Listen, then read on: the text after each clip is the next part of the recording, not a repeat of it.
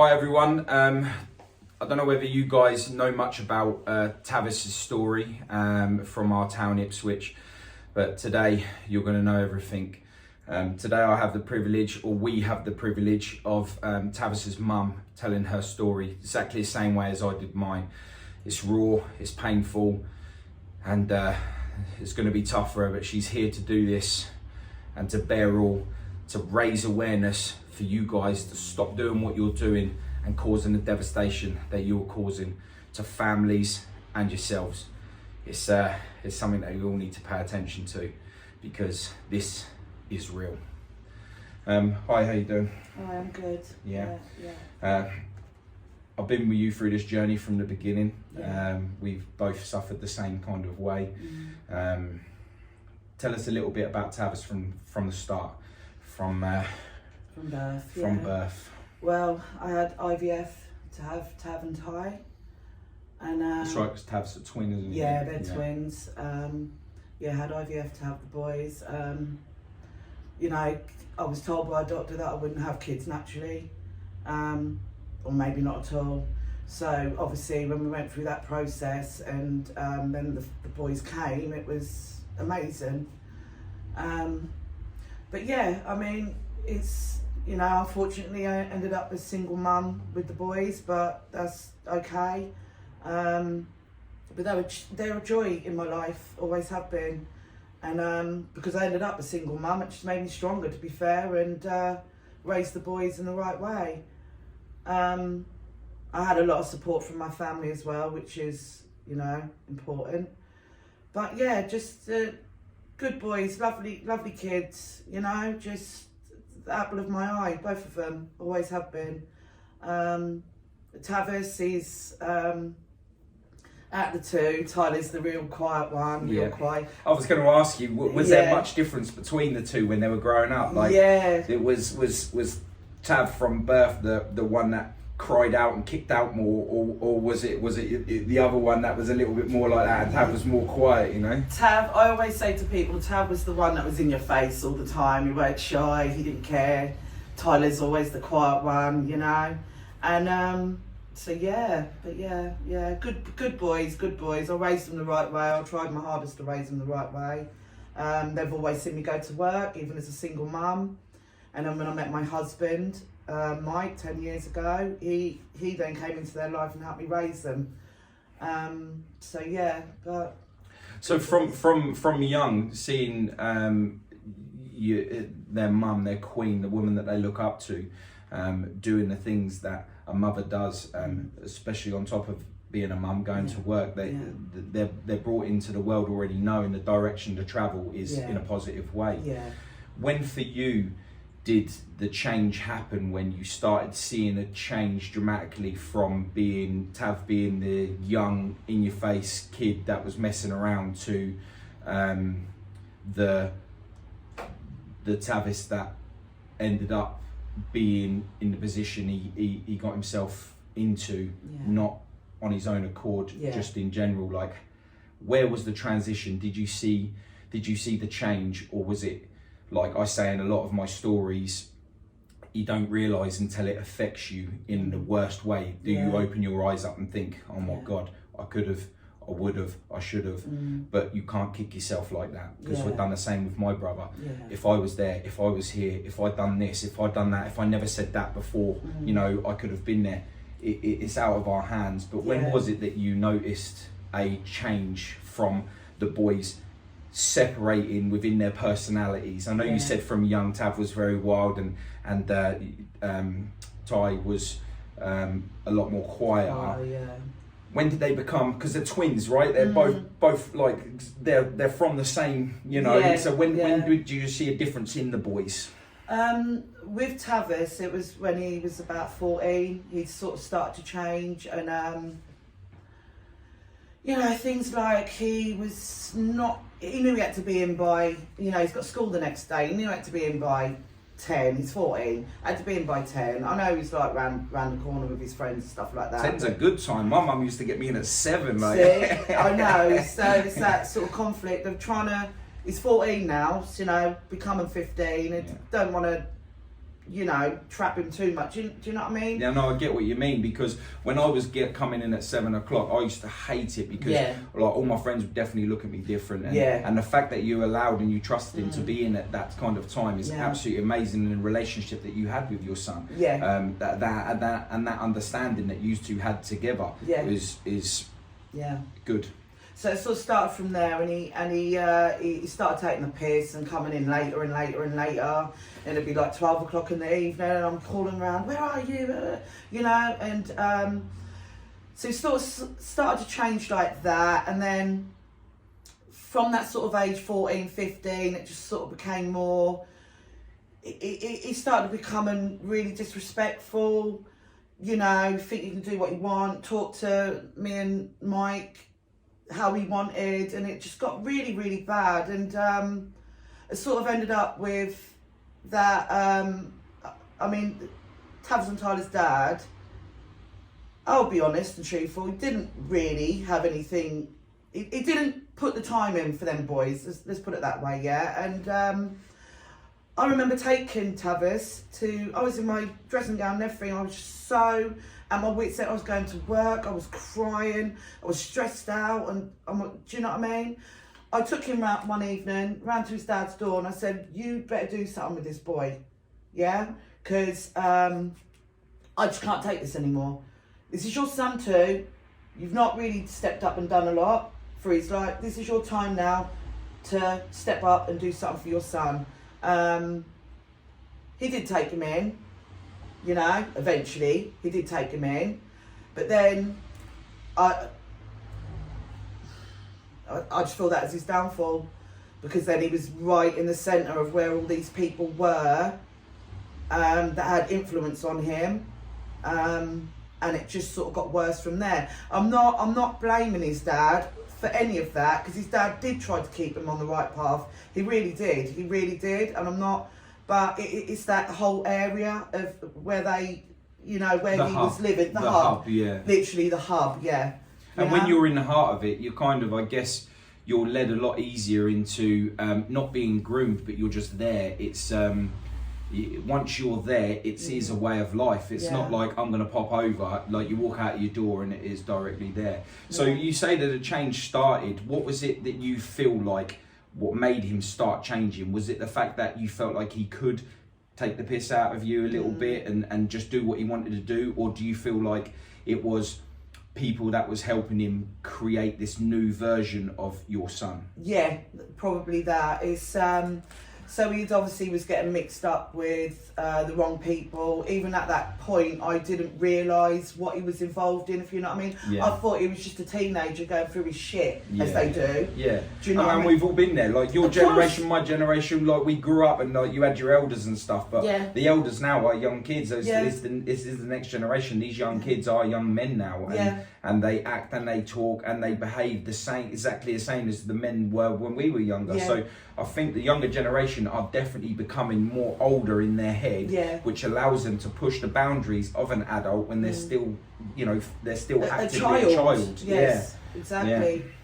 So and I just, like, at the time when he was playing up, shall we say, and given all this stress and stuff, didn't really understand what was going on behind the scenes, because I'm mum, I'm going work, I'm cooking dinner, I'm cleaning the house. I expect you to be in on time when I tell you to come in. Rules are rules, right? Rules are rules. Just want you to give me respect. I'm your mother at the end of the day. And even your stepfather stepped up for you and stuff, you know. But it just progressively got worse and worse and worse. Like I said, I was in my bedroom one night, and I put him in the car, and I said, well, I can't remember if he might not have even been with me, but I know I knocked on the father's door, and I said, listen, you better help me with this boy, because I don't know what else to do. And like I said, he did step up, you know, but unfortunately, Dad was already set in his ways. It was set, and he was like fully in the heart of all of that now, and it just made it easier for them people to get their claws into him, I suppose. Yeah, and you know what it is, when you think like a man, and this is from my own experience, from me, like again, my mum brought us up, my dad wasn't around, you know, and even if my mum did pass us on to my dad, he still would have done nothing. Whereas Tav's dad, you said he stepped up and he'd done his thing, which is, you know, hats off to him in that aspect. But once you've already set it within the path that you're travelling, even the most powerful man in your life, dad, the most powerful woman in your life, mum, them are the kings and queens, right? Supposedly. It should be. Yeah, it should be, and that should always be like that, because if you can disrespect your mum, you can disrespect your woman. It's the same with your dad, you know, like, and like when it comes to things like that, Tav sounds like he was already on his journey to become the person he thought that he wanted to be, not realising that when he gets deep, that he actually just wanted to just be away from it. And at that time, the more that yous were being parents, I guess, was pushing him further away. And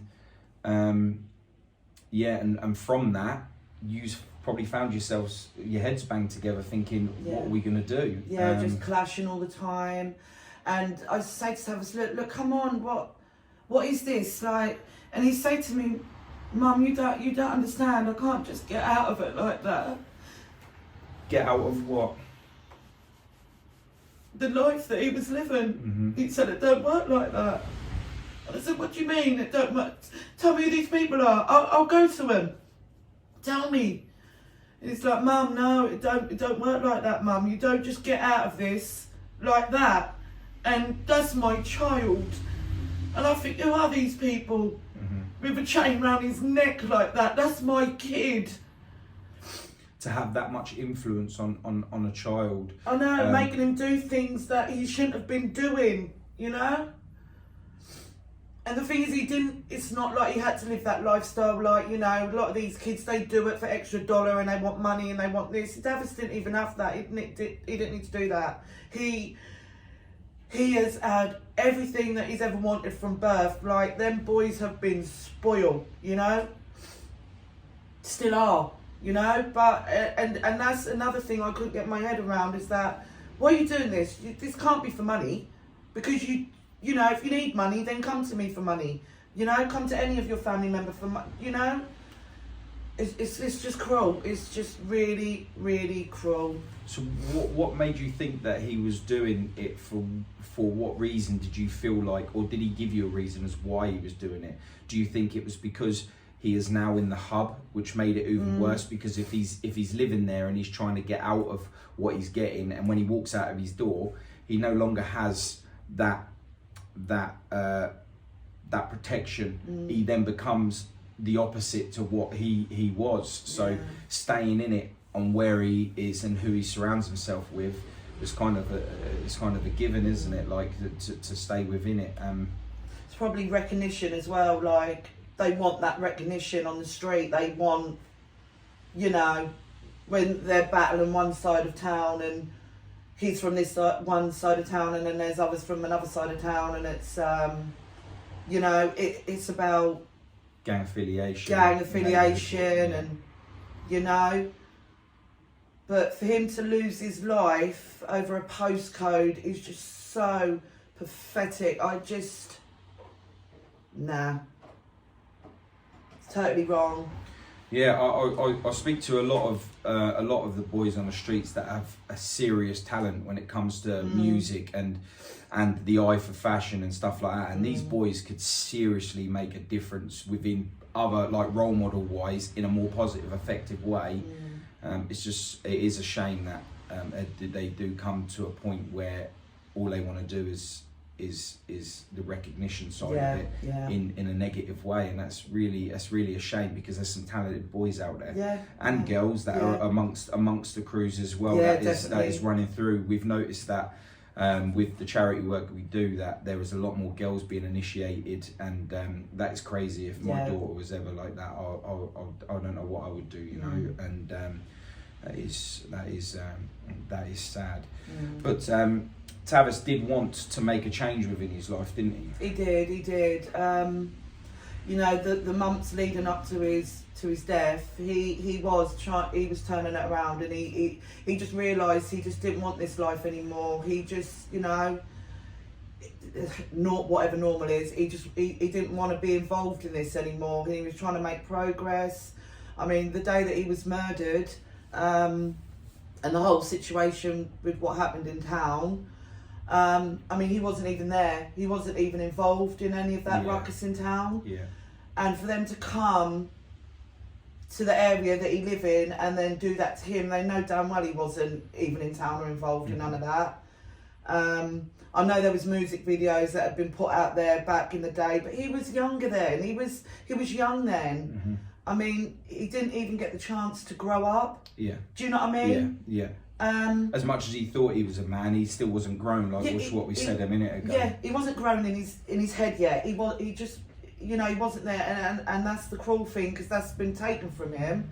He didn't even have a chance to fully change and turn it around. The statistics that they say out there for people, say, growing up or changing, they say if you don't catch someone before they're 25, they're gone for life. Yeah. And I don't know so much about that, because I was in my late 20s before. I mean, I'm 38 now. My brother was murdered 4 years ago, and it was only 4 years ago I really started, just 4 or 5 years ago, because we're coming up now, it's like the half century, well, not half century, but half the years through. And it wasn't until then that I realised. So I think that the whole system of letting these 25 ups down, they're letting them down, because as soon as you hit 25, they stop getting the help. And they stop, which means all you've got then is to carry on. And that leads you to where it is, like drug habits and stuff like that. Like my brother was, you know, heavy into drugs, and I tried to give the opportunities, but I feel like because he was failed so much in the past, his future was still going to be failed in his head, you know. And you know, Tav's never even managed to make it to the point where that 25 even exists, or whether he's going to change or whether he's going to. What was it that you felt like the change for Tavis, for him wanting to get out of the lifestyle? What was it that did he come to you and just be like, just say to you, I've had enough, what can I do? Or was he just like, I'm trying to get out? Because I know that the newspapers hit it heavy after Tavis's death, and saying that he wanted to get out of the lifestyle, and then there was proof there that he wanted to get out of the lifestyle from emails that he'd contacted people saying, how do you get out of the lifestyle, you know? And that already is a productive effort from Tavis to show that he wanted to get away from it all. And the incident you're talking about, what happened in town, that was other members of the gang that he was involved with, right? That caused friction in the town centre, and then the opposing gang went to the estate where Tavis and his gang is from, and they just picked the first person to teach a lesson, and it happened to have been Tavis. Take us to that day. Where did you get the phone call? Did they just turn up to your door, the police? Like no. What happened was, well, me and my husband, because we love our gardening and stuff, we just love our garden, and we were pottering around in the garden. Ty was at home as well, and I'd just literally been talking to my sister on the phone about Jamaica, because we were planning to take the boys for their 18th birthday next year, and I'd just literally put the phone down to my sister, because she was going to come with us, obviously. So we were talking about that, blah blah blah. And then 5 minutes later, she rang me back and she said, "Sis, Tav's been stabbed." And I just screamed.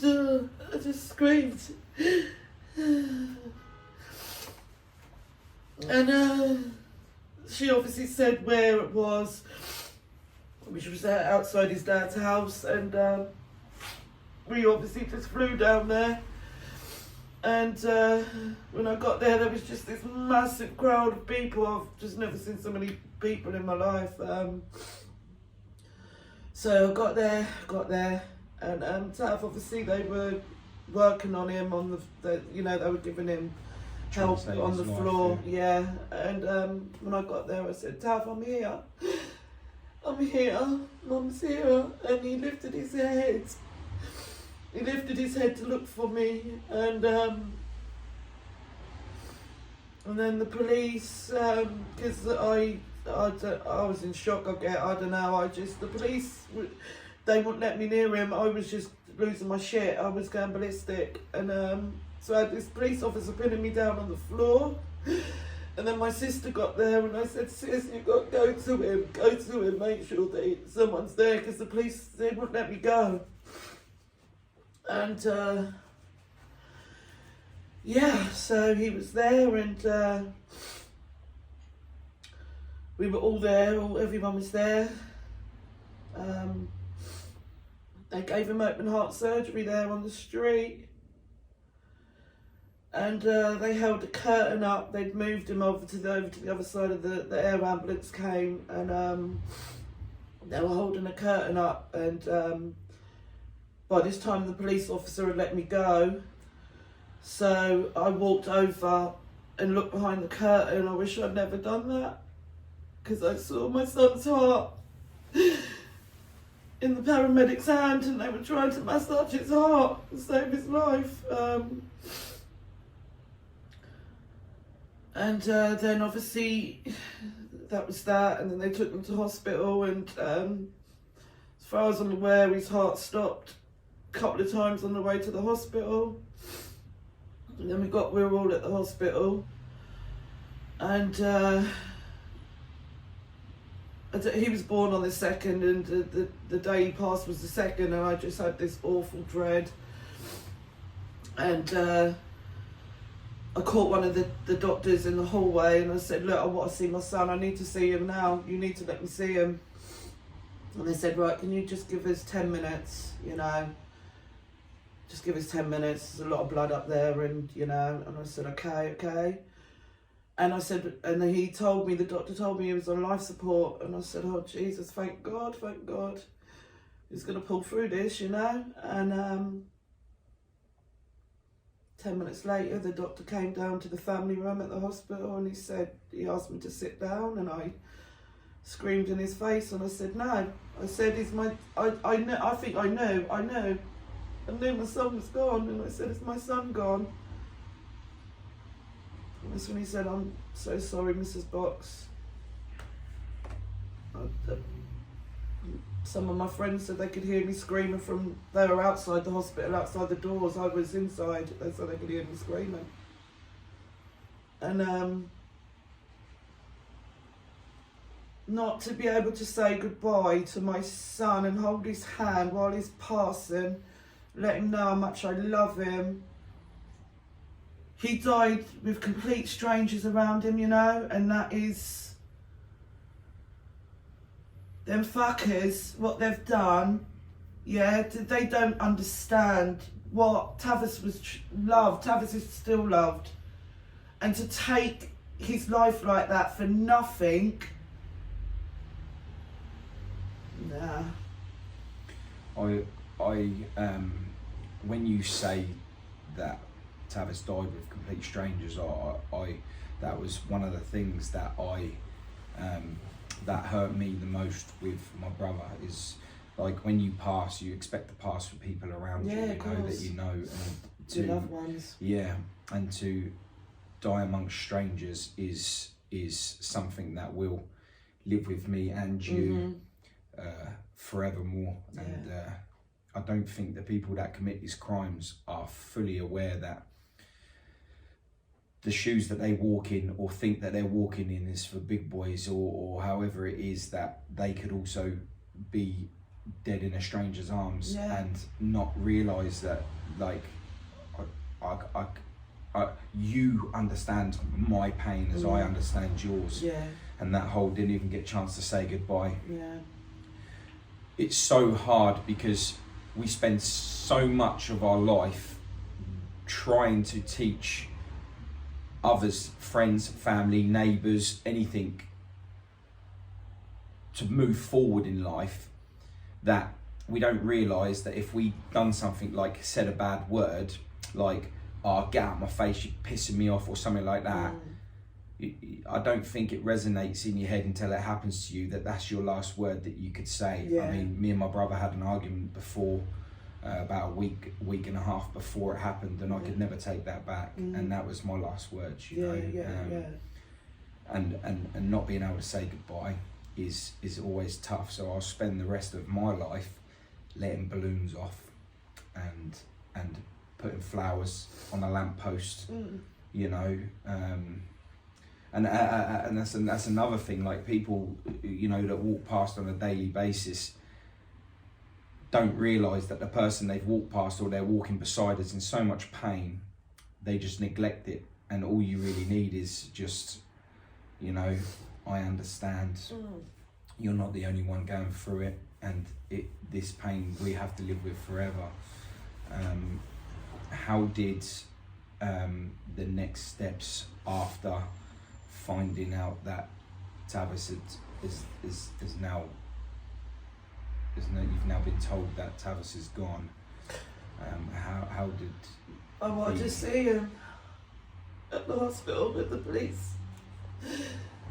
His body's evidence now, so I couldn't even see him. Not that night anyway. I can't remember if it was the next day or the day after that I could go to the mortuary at the hospital and see him. I can't remember if it was the next day or maybe the day after, because the police said I obviously his body's evidence, and they have to collect that evidence from him and stuff, you know, which I didn't get at the time, but obviously I'll get it now. And yeah. I mean, the what you're describing, what happened, really did lay down effect for not just yourselves but the community. Really stood up and helped raise the awareness. I see they did within the tree outside was completely covered in flowers. I see boards up all over the place. We've got bands. I've still got Tav's band up on the TV there, lovely. And he will always be with us no matter what, you know, because we'll keep him alive. It was so traumatic, the event that happened that day, that not only did it affect you, but the police officers that were involved in trying to save Tav's life. I mean, one of the police officers who was there on the scene, he actually got put into a mental institution because he couldn't cope with what he'd seen and stuff within there, and now is retired from the police force. So that just goes to show how much everyone really put their all in that day to saving Tav. I know. And how much it affected everyone from then on. So if a fully fledged police officer found himself in an institution and had to retire from the job because of it, I can only imagine how you guys must have felt from that point onwards. Of when you say, when I went around the curtain and I saw him, you wish you didn't see him. I can be there with you and say, I don't know how I would have coped with this situation. I mean, we've become friends along the way now because of our direct contact with what's happened between the pair of us, and forever I'll be there no matter what.